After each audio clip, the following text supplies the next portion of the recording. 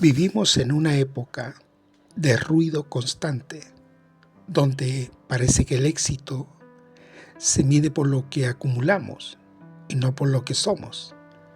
Sentimos un vacío, una aceleración que nos fragmenta y nos aleja de nuestro centro. Pero ese vacío no es un castigo, sino una señal de que hemos perdido el equilibrio.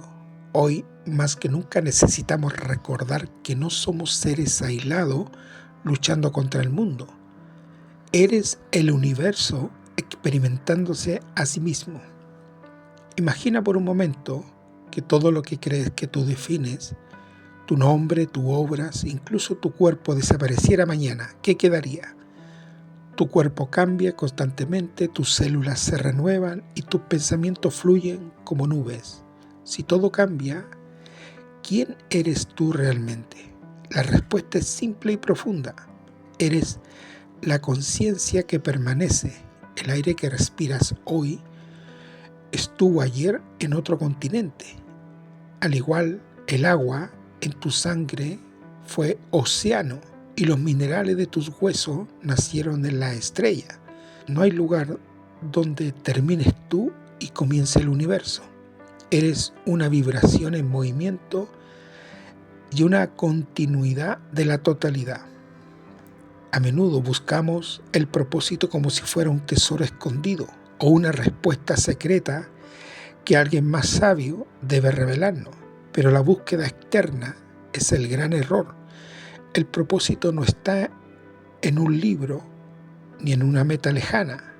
El propósito es un estado de alineación y surge de cómo vives cada día, de cómo te alimentas, cómo trabajas y cómo tratas a los demás. Hay una cadena invisible pero real. Lo que comes moldea tus pensamientos moldean tus decisiones y tus decisiones moldean tu destino. Estamos viviendo un sueño cósmico. No es un sueño insignificante, sino un proceso educativo necesario. Al igual que un sueño nocturno, todo parece real hasta que despiertas. En esta vida solemos creer que estamos separados del todo, pero somos como una ola en el océano.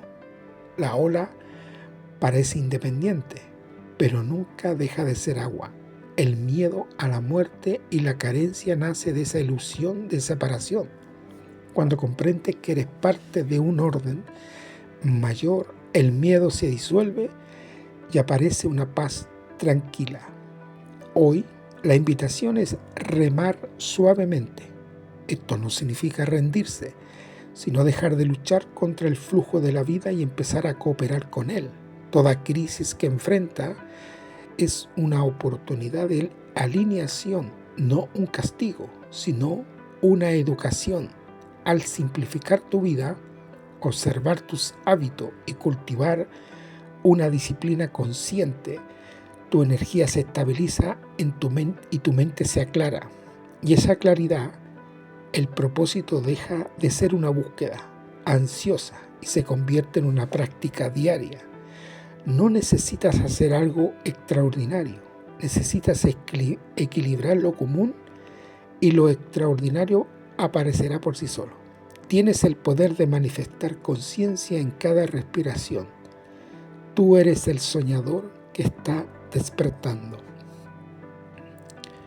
Soy Juan Ángel Rumillanca, enviado a las naciones, entregándote información de valor, y con esta introducción de el despertar del sueño en que estábamos, comenzamos con una semana poderosa, amados, con una semana muy potente, al cual no debemos perderla ni por nada ni por nadie, porque es una semana donde realmente tenemos la capacidad de seguir creciendo, seguir evolucionando y aprovechar los tiempos.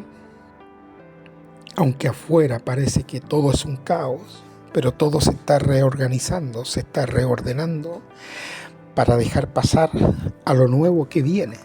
Entonces, Lo que tenemos que hacer es que tenemos que nosotros y cada uno de ustedes preparar su ser interior para poder estar a la altura de lo que va a venir, aunque todavía no vemos nada, pero ya está pasando, ya está en ejecución y ya está tomando el control de todo sin que nadie se dé cuenta.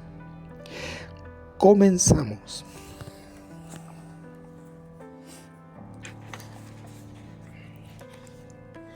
Te hablaba de esta manera, amado, porque esta semana tenemos un mensaje donde se habla de remover la ceniza, ¿no? Que es un trabajo que hacían los sacerdotes en el templo, que llegaba un día, esto era una vez a la semana o cada cierto tiempo, en que las cenizas se juntaban y entonces tenía que hacerse el trabajo de remover la ceniza, de sacarla, ni siquiera de botarla, sino de esparcirla, y que realmente era un trabajo casi igual como el que hacían una vez al año o los días de semana o todos los días en que los sacerdotes sacrificaban los animales. Tenía que ser con la misma intención, tenía que hacerse con el mismo cuidado y tenía que hacerse con la misma ropa del sacerdote, del Cohen Gadol, y de una manera también especial, aunque sean cenizas, amado, porque muchas veces en medio de la ceniza, muy dentro, todavía hay chispas que tienen que prenderse y disolverse o transmutarse, como bien hemos aprendido. Hemos dicho, amado, que nuestro lenguaje irá cambiando en lo que realmente se hacía en el templo y que realmente era lo que pasaba dentro del templo. Porque verdaderamente dentro del templo es donde está el verdadero misterio, que no se le hablaba todo, y tampoco se hacían grandes sermones, ni se hacían grandes predicaciones.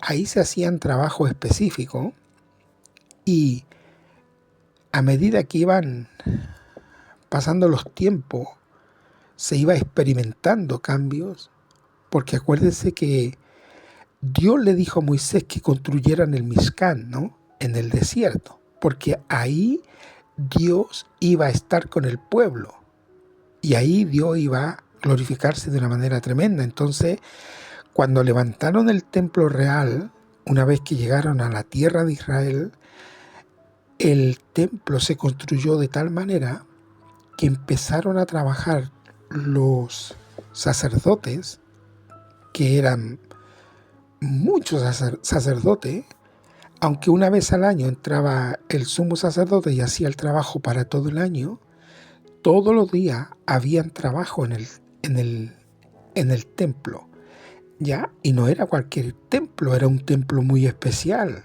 Se compraban los animales, se traía el buen aceite, obviamente los animales eran guardados, eran encargados, y los animales desde que nacían se preparaban para el sacrificio. No era que vendían los animales y la gente que traía animales para el sacrificio, para expiar sus pecados, no eran cualquier animal.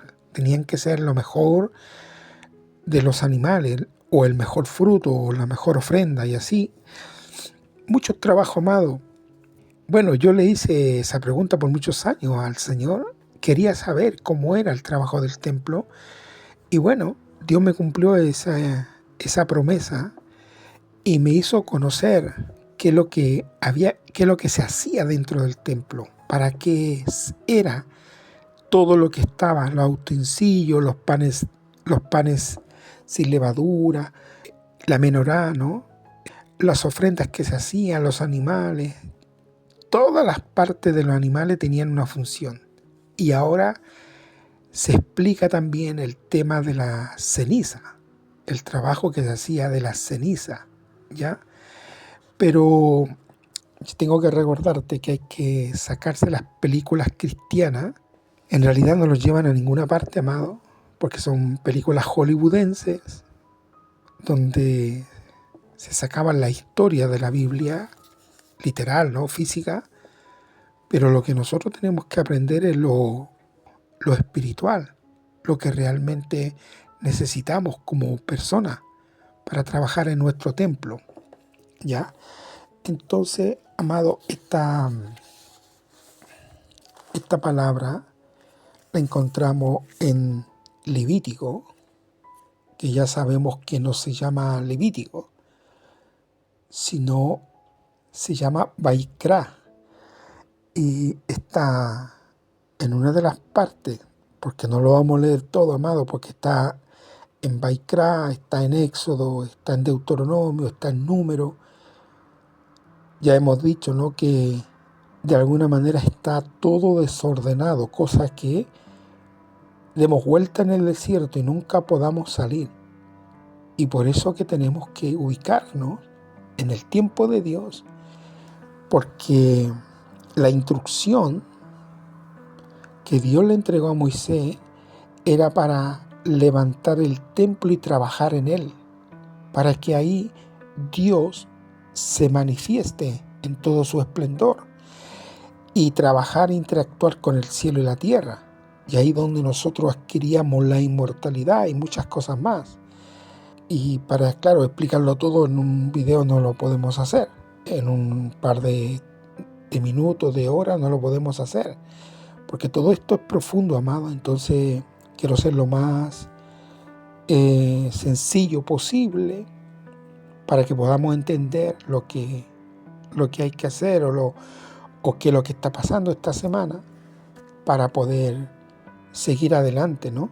Todos tenemos el mérito de poder entregar lo que está dentro de nuestro templo, porque por ahí entran los intelectos divinos.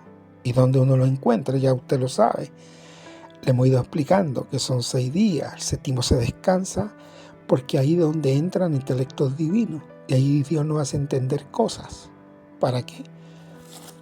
Para que uno vaya perfeccionándose, no para ser mejor que otro, sino para ser más victorioso uno en el día a día y en todo lo que uno tenga que pasar, todos los desafíos. Recuerde que aunque pasamos a nuevos niveles de gloria, vienen nuevos desafíos, vienen nuevas cosas, entonces tenemos que ir creciendo y preparándonos para todo eso.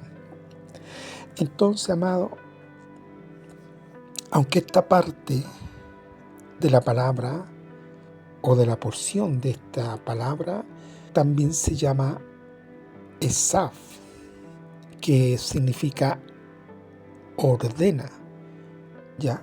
Y aquí porque en realidad, amado, no es hacer un estudio bíblico de esto, sino es entender qué carajo pasa, qué es lo que realmente hay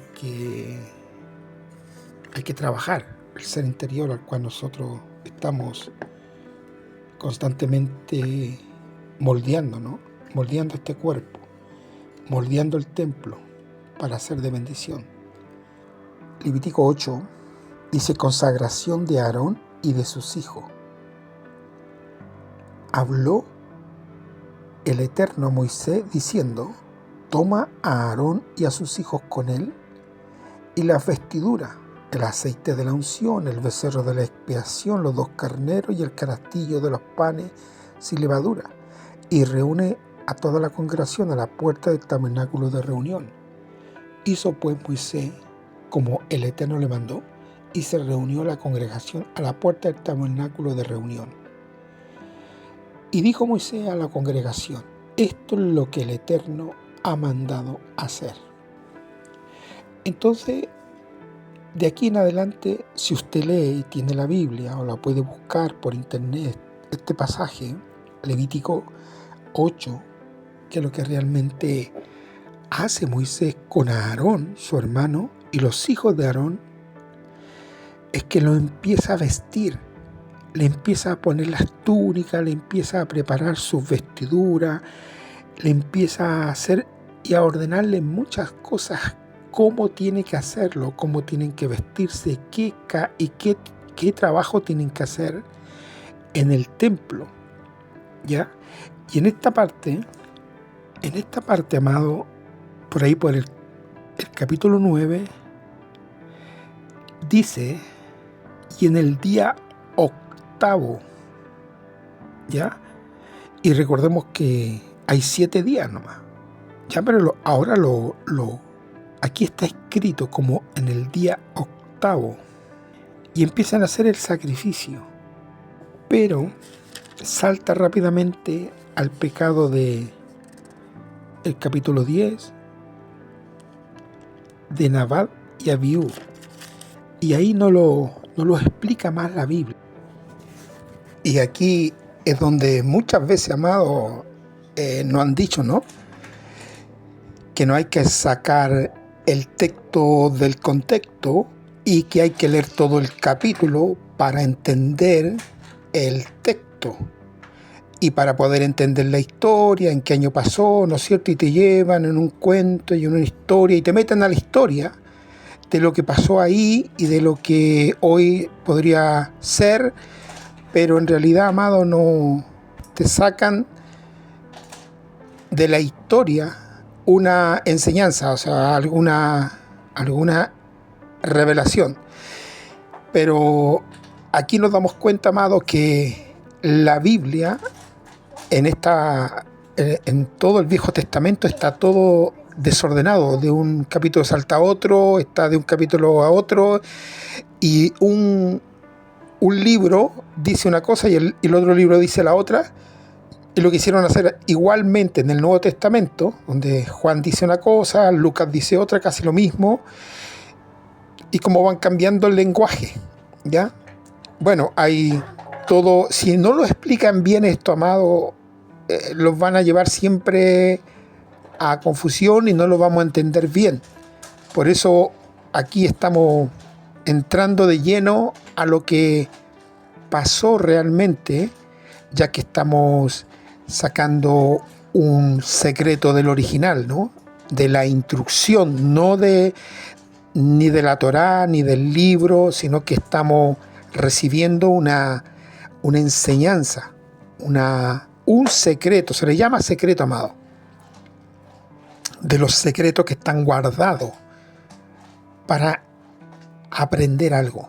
Así que ponga mucha atención en lo que vamos a decir, tomes un cafecito, no deje que el cuerpo se dilate, ¿no?, y piensa esto es aburrido, que dan ganas de dejar tirado todo y no seguir escuchando. Cuidado, luche con eso y ahí nos damos cuenta cómo estamos, pues, amado, porque deberíamos escuchar estos secretos que son verdad y no guiarnos por la emoción, ¿no?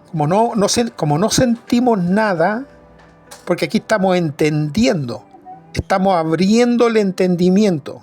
Así que por eso hay que estar atento y escuchando, no oyendo. O sea, deje de hacer cosas y deténgase y escúchelo tranquilamente. Seguimos. Esta parte, amado, le ordenaba a Aarón y a sus hijos cómo tenían que hacer el trabajo de remover la ceniza y de esparcirla, porque era un trabajo también sumamente importante que Dios lo tomaba en cuenta. Ya ve que todos nosotros, ¿no?, ya cuando botamos basura, cuando pensamos que todo eso nos sirve, pero usted ve que todo se renueva, todo se transforma y todo tiene un fin y un propósito igual, valioso, porque se convierte en gas. Esto lo habíamos hablado en otros videos, y todo se convierte en algo, todo tiene vida, aunque pareciera que no vale nada, o que está botado, ¿no?, o está en la basura, o hay que botarlo. Ya sea aquí, al menos en Europa, hay varios recipientes donde uno tiene que dejar la basura, ¿no? lo orgánico, el plástico, el cartón y los vidrios. ¿Y por qué lo hacen así? Bueno, porque los van reutilizando y van haciendo lo que realmente sirve cada producto o cada cosa que se bota, ¿no? Entonces, esta orden, amado, también está en el Salmo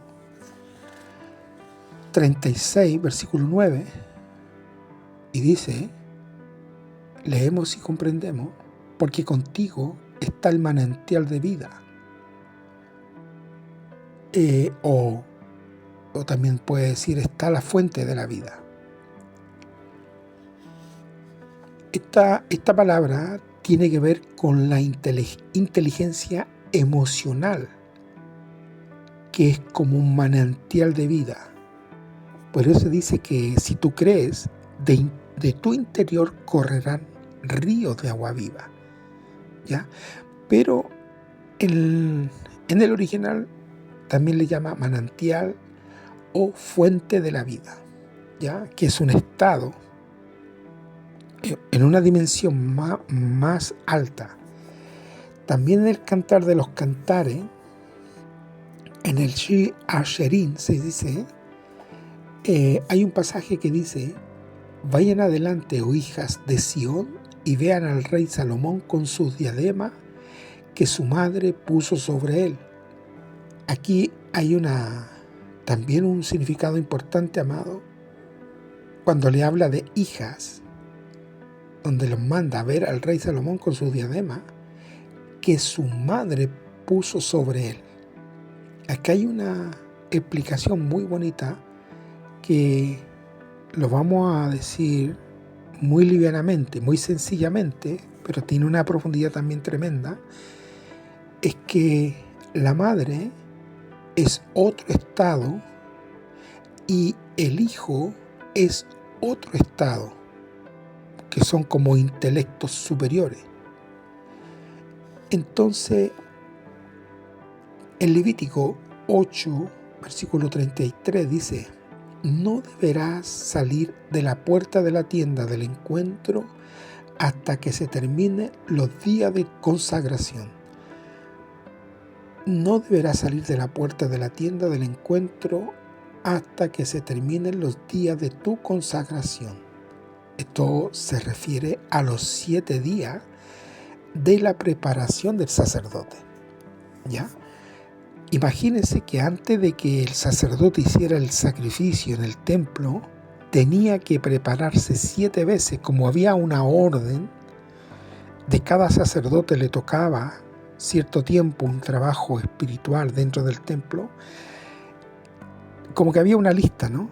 Y cada sacerdote sabía en el calendario qué día le tocaba. Entonces, 7 días antes, el sacerdote se preparaba en varias cosas de aromática, aceite, canela, mirra y tantas cosas, y se impregnaba con eso y se mantenía así por 7 días. Imagínese, amado, la purificación que se hacía en el sacerdote.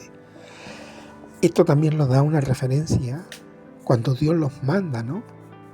En uno de los preceptos que se le llama mandamiento, para que lo entienda, donde dice 6 días trabajarás y el 7º lo descansarás. Entonces, claro, como no lo explicaron bien eso, lo pasaron por el aro, los secretos del cielo, entonces no lo llevaron todo a lo físico. Entonces la gente le dijeron, no, tú tienes que trabajar 7 días y descansa. Y es más, en todas partes se habla del fin de semana, ¿no? Día viernes se trabaja, sábado y domingo, o día domingo. E incluso las religiones chungueras, ¿no? Dijeron, vamos a dejar el domingo para el día del Señor, que no tiene nada que ver. Pues han ido distorsionando todo, amado. Entonces tenemos que volver al original.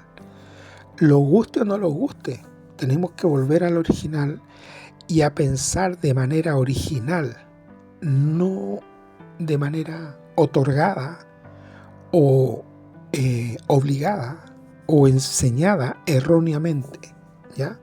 Eso no te hace que tú seas mejor que otros, sino que te hace ser fuerte, te hace ser valiente, te hace ser íntegro y te hace ser una persona real, verdadera, en todos los aspectos. ¿Me entiendes? Entonces, cuando el Dios le dice a Moisés, ordénale a Aarón y a sus hijos y delante de toda la congregación, y le enseñas todas estas cosas de los rituales, los vestimentas y todo, en realidad es una ordenanza que nosotros tenemos que hacernos con la impureza que nosotros podríamos estar haciendo y que no nos damos cuenta. Cuando se realiza una acción solo por obligación o sin entendimiento, la cual se considera una forma de idolatría. Por eso hay que tener mucho cuidado cuando te impongan tradiciones, protocolos, leyes, mandamientos o cualquier cosa que te digan tú tienes que hacer esto para que Dios se agrade. No, tú no tienes que hacer nada para que Dios se agrade.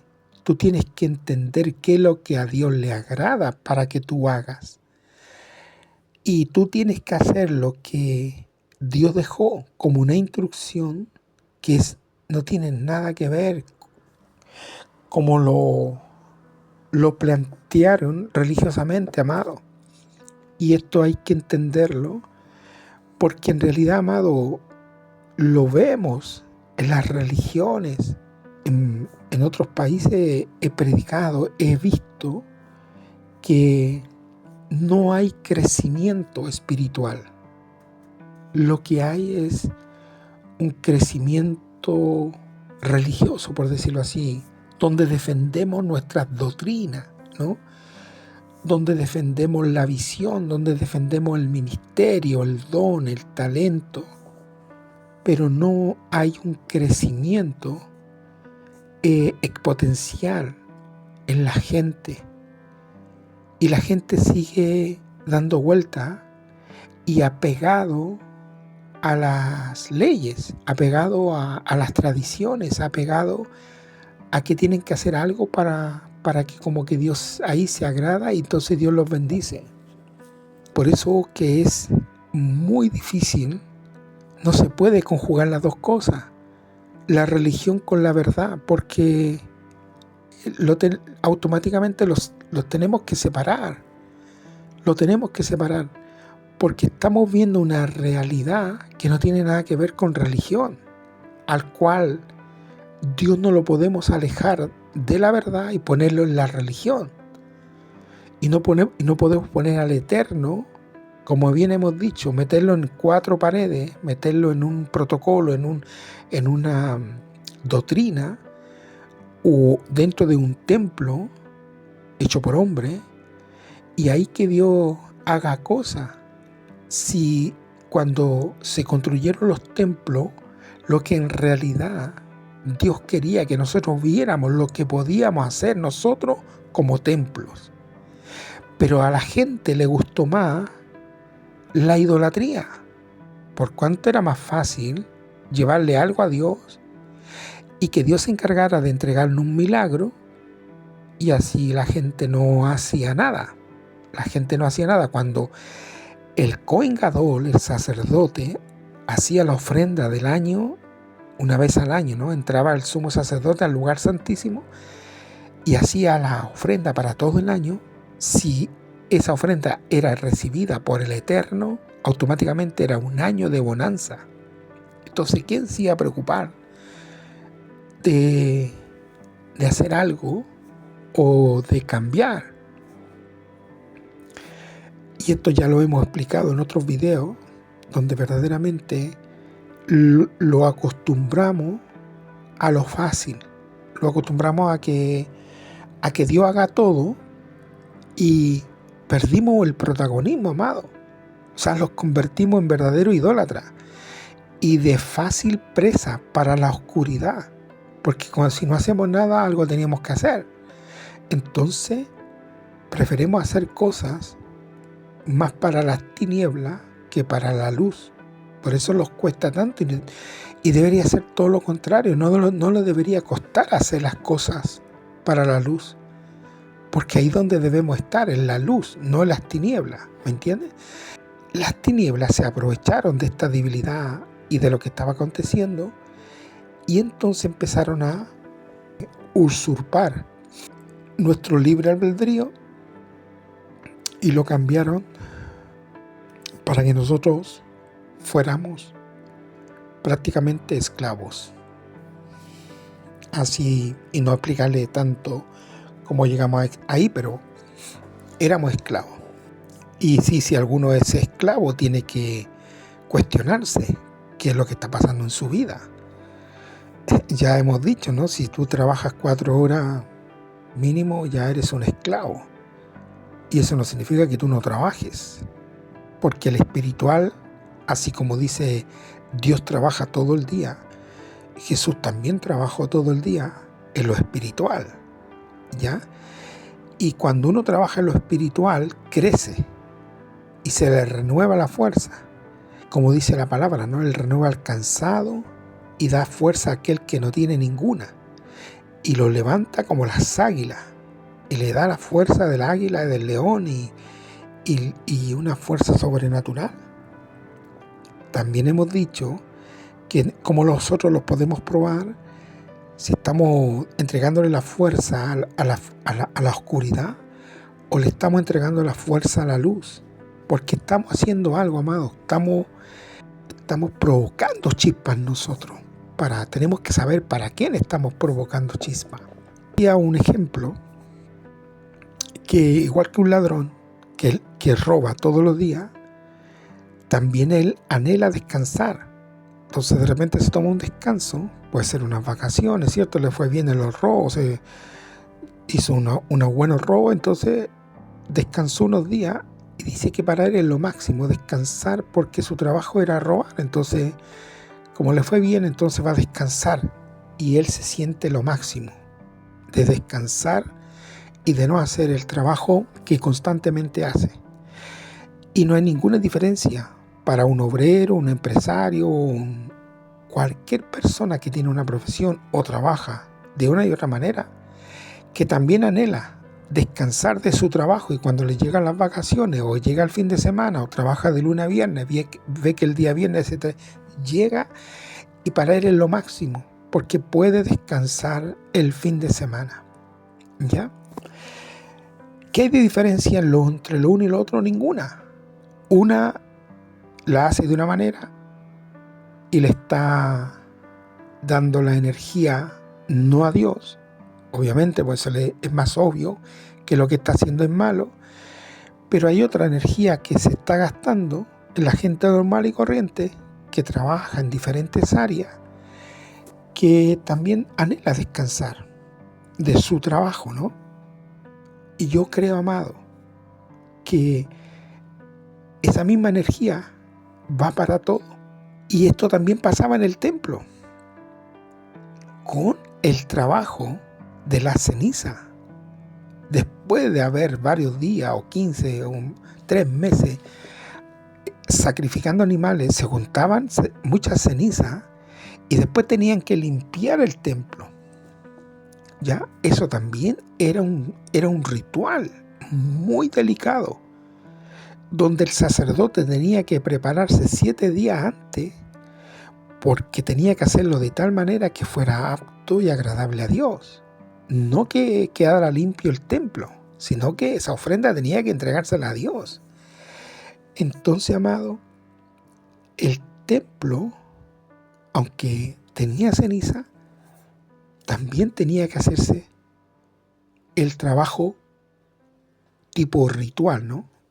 Ordenanza, tipo Y aquí está este secreto de esta palabra, amado, que no lo explican bien y que no lo hacen ver que realmente pasa con lo que realmente se hacía o para qué se hacía, ¿no? El sacerdote tenía que hacerlo con tanta alegría, con tanto gozo, porque obviamente aquel sacerdote que no estaba apto y que no hacía el trabajo perfecto era cortado inmediatamente del templo. Esto lo saben porque esta historia la cuentan, amado, como es una cosa que todos lo saben. En los mensajes, en las prédicas, los cuentan de cómo era el templo y cómo se hacía físicamente todo, ¿ya? Pero el secreto nunca lo dijeron. Entonces ahí donde no podíamos crecer. Y aquí donde realmente estamos entregando algo extra y algo muy importante que usted tiene que entender. Por eso ponga mucha atención, póngase un vasito con agua y tome agua, porque el cuerpo realmente le va a querer dar sueño y que esto de Dios, que siento, que no siento, para que no reciba lo más importante de este mensaje y de esta información de valor. Porque obviamente no es una prédica, es una información que estamos entregando. Entonces, amado, dicen que al sacerdote una vez al año, porque ya habían muerto varios, ¿no? Y por eso llegaron a la conclusión de hacer esto con los sacerdotes. Cada sacerdote que entraba a hacer el trabajo en el lugar santísimo le ponían unas campanitas alrededor, lo amarraban a una cuerda y así entraba para adentro. Si la ofrenda era perfecta y el sacerdote estaba bien haciendo el trabajo, las campanitas sonaban porque se tenía que mover, tenía que ir allá para acá, qué sé yo. Pero cuando el sacerdote no estaba apto y no recibía a Dios esa ofrenda que no estaba bien hecha, entonces el sacerdote moría inmediatamente. Era cortado, amado. Así de drástico era la cosa. Entonces, ya no, la gente toda esperando afuera, amado. Porque era una alegría inmensa cuando el Cohen Gadol entraba, se hacía el trabajo perfecto y el trabajo era bien recibido, la ofrenda, ¿no? Dice que bajaba el fuego y Dios se llevaba la ofrenda y era hermoso y era un año de bonanza. Entonces la gente era una alegría y era una fiesta tremenda, amado. Por eso en Jerusalén se llenaba de gente, de animal y de cosas. Hay muchas cosas lindas y de secretos que están ahí también, que en cualquier momento los vamos a ir contando, porque hay un tercer diezmo. Hay un tercer diezmo que las personas tenían que llevar a Israel, al templo. Y ese dinero tenían que gastarlo ahí, en lo que sea, comprando, comiendo, bebiendo, haciendo fiesta, hasta que durara todo el trabajo que ellos tenían que, o hasta que se les gastara todo ese dinero. Entonces, eso nadie lo cuenta, amado. No, en ninguna parte lo han explicado Y claro, la gente, como no sabe todas estas cosas y esta riqueza, entonces no... Hay una pobreza, amado, en todas las áreas. Ya, y no estamos hablando de dinero que usted tiene que dar, ¿no? Pero la persona rica, la persona que tenía recursos, sabía esto y él llevaba lo que más, la ofrenda para el templo, para su expiación por lo que tenía que hacer, llevaba un animal. Aparte llevaba su tercer diezmo, que era el que tenía que gastarlo en todo el trayecto en Jerusalén. Por eso que había tanto movimiento en Jerusalén y había tantos pobres ahí pidiendo limosna, ¿no? Bueno, esa es otra historia y ese es otra secretos que ya pronto, pero ese es muy importante. No es que uno lleve el tercer diezmo al templo, sino que este es otro secreto que es muy importante, que es para el día a día, para todo aquel que tiene dinero. Por no dejarlo ahí en el aire, por ejemplo, usted nunca debería contar lo que tiene. Usted siempre debería comprar con alegría y nunca pensar que esto es caro, que esto es barato, que esto aquí, que esto allá. Obviamente usted no va a comprar siempre lo caro porque hay diferentes competencias de precios, ¿no? Pero eso no significa que usted cuando compre algo diga, ay, esto me salió tanto, y eso también trae pobreza, amado. Trae mucha pobreza. Por eso en su casa nunca debería haber pobreza. Usted no lo debería ver. Aunque usted se tome un vaso de agua o se tome una tacita de té, usted tiene que verlo como una riqueza. Porque en realidad uno tiene que ser enriquecido. Uno tiene que cambiar la realidad. Uno tiene que verse rico espiritualmente. Por eso decimos rico espiritualmente. No estamos hablando de hablar en lengua, tener una iglesia grande, tener dones, talentos. Entonces, amado, es muy importante que entienda eso y que todo lo que tenga, poco o nada, usted lo vea como mucho y compre con ganas, con alegría, de corazón. Igual cuando usted da, tiene que darlo con alegría.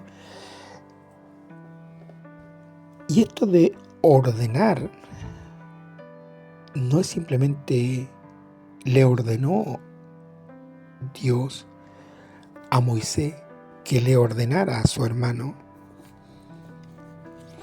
aunque su hermano Aarón era el primogénito y Moisés realmente fue elegido por Dios, ¿no? Para sacar al pueblo de Israel, pero no era el sumo sacerdote.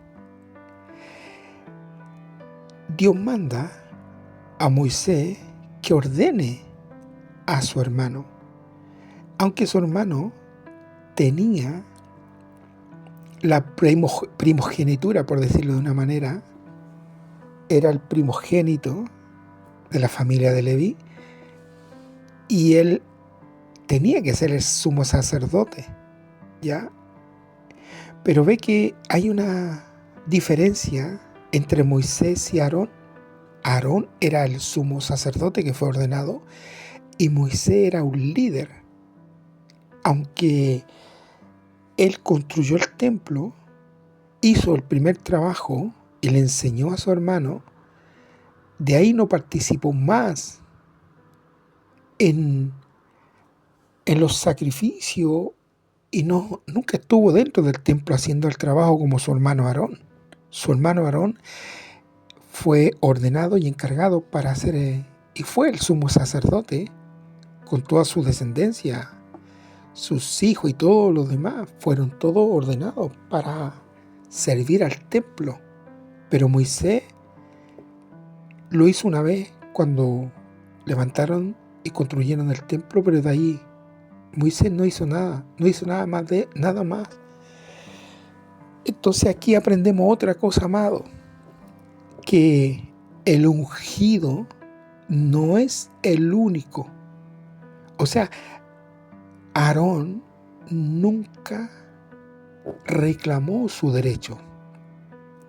Siempre respetó a Moisés, lo que Dios le había mandado hacer. Nunca dijo sí o no en lo que realmente estaba haciendo Moisés. No así su hermana, que su hermana reclamó, ¿no? Por eso le entró lepra y todo. Porque la actitud de un buen sacerdote no es que sea el elegido, como se da en las religiones, ¿no?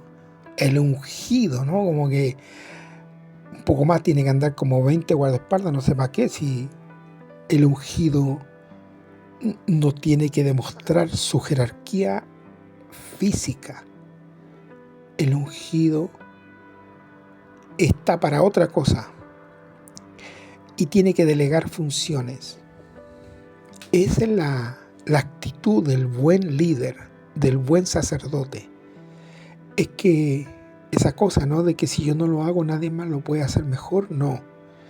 Simplemente la actitud, no de aquel que se va a poner o que se va a poner como con una responsabilidad. La actitud tiene que verse en el ungido, en el que tiene el llamado, porque cuando uno tiene un llamado, amado, no tiene que pelear nada, no tiene que demostrar nada y no tiene que serse visto, ¿ya? Porque no es así como se ve con el pueblo de Israel. Estamos hablando con los verdaderos judíos, ¿no? Estos maestros que a nosotros lo han enseñado, amado, ¿no? A pesar de que son hombres importantes, no están ni ahí no andan levantando, no andan haciendo campaña, ni creyéndose pastores, ni creyéndose algo. Ellos hacen lo que tienen que hacer y se dedican a lo suyo. Solamente hacen las cosas que Dios les manda hacer, punto y pelota y nada más. Igual que un rico honorable. El rico honorable hace lo que tiene que hacer, punto y pelota. No anda haciendo, levantando, no sé, como lo hace, ¿no? En el mundo, donde levantan ONG, donde levantan fundaciones, ¿no? Y se creen la última chupada del mate cuando realmente están haciendo cosas ocultas que no tienen nada que ver con lo espiritual. Bueno, esa alegría y con ese gozo y con ese contentamiento, nosotros tenemos que rebuscar entre nuestras cenizas, ya lo que supuestamente está muerto, lo que supuestamente está debajo de nuestros pies. Tenemos que ir a ver qué sucede ahí. A lo mejor hay una chispa que está escondida y que no puede salir y no puede ser transmutada, ¿ya? Porque acuérdese que lo negativo tiene que convertirse en positivo, que lo malo tiene que convertirse en bueno, ¿ya? No tenemos que destruir las cosas. Nosotros no somos nadie para destruir nada, amado. Nosotros somos seres experimentados para cambiar la realidad, para cambiar el momento, para cambiar muchas cosas, muchos desafíos y llevarla al reino de Dios. Ese es nuestro trabajo. Entonces, esta acción de esta semana es una ordenanza. O sea, usted tiene que ordenarle al cuerpo, porque es la puerta al espíritu de impureza, a esa capa que cuando uno realiza una acción solo por obligación, sin entendimiento, y que no sabe que lo que está haciendo se considera idolatría. ¿Ya? También dijimos que los enseñan lo mal llamado mandamientos, porque no son mandamientos, es una instrucción. Los enseñan a cumplirlo, cuando bien Jesús les dice: no hagan lo que ellos hacen porque ellos no lo aplican, ¿ya? ¿Y qué pasa con eso, amado? Cuando nosotros cumplimos lo que supuestamente se nos ordena, religiosamente estamos hablando, es que lo hacen unos idólatras. O sea, nosotros los convertimos en idólatras. Y Dios los ve como idolatría, esa acción. Entonces, si no la entendemos, amado, estaríamos siendo idólatras. Por eso, qué importante que nosotros revisemos nuestras cenizas, revisemos todo nuestro ser interior, porque si hay cosas vivas todavía, es que hay cenizas ahí, y que ahí dentro todavía hay chispas que tienen que elevarse. Y esto de hacer las cosas con alegría, de hacer el sacrificio contento, de entregarse en ese trabajo de cuerpo y alma, ¿no? Como decimos, es igual a a la esencia del dar. El atributo de ser un proveedor consiste en ceder el propio espacio y dar constantemente sin buscar tomar para uno mismo. Normalmente nosotros defendemos que nosotros somos profetas, que somos evangelistas, que somos coristas, que somos pastores, que somos no sé qué, que somos enviados, que somos apóstoles, que somos... La verdad, amado, no hay que demostrar nada a nadie. Obviamente el espiritual sabe quién es quién, porque igual, aunque seamos apóstoles de los apóstoles y el quinto apóstol no sé de qué, también necesita administración, también necesita ayuda, también necesita una palabra de revelación, necesita la instrucción, porque nadie es más ni nadie es menos. Y por eso necesitamos los 5 alimentos para poder crecer y madurar. Los 5 alimentos del cuerpo de Cristo, que nosotros le llamamos normalmente a los 5 ministerios. ¿Ya? El ministerio del maestro, el ministerio evangelístico, el ministerio pastoral, el ministerio profético y el ministerio apostólico. Ya, son los 5 alimentos que usted tiene que recibir para que su vida sea equilibrada y que ese alimento usted le pueda dar el crecimiento. ¿Ya? Eso no significa, amado, que esté constantemente recibiendo o alimentándose, pero sí tenemos que ir creciendo con personas mayores que uno, siempre. A lo mejor estos 5 ministerios los quedan pequeños. Ahora necesitamos personas que están más arriba y que tienen más, que están más elevadas,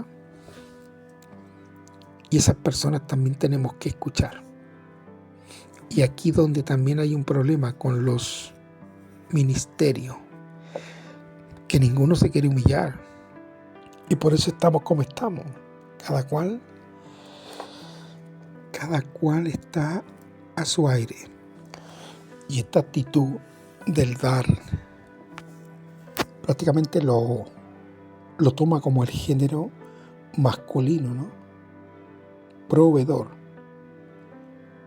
que tiene una dimensión importante, que es quien proyecta la luz hacia la vasija para convertirlo en faro. O sea, la idea es que nosotros seamos faro, ¿ya? Para que la gente pueda ver y caminar hacia su propia luz, que tendrá que guiarlo para su crecimiento personal. Los vemos en el próximo video. Guerreros de Jesucristo.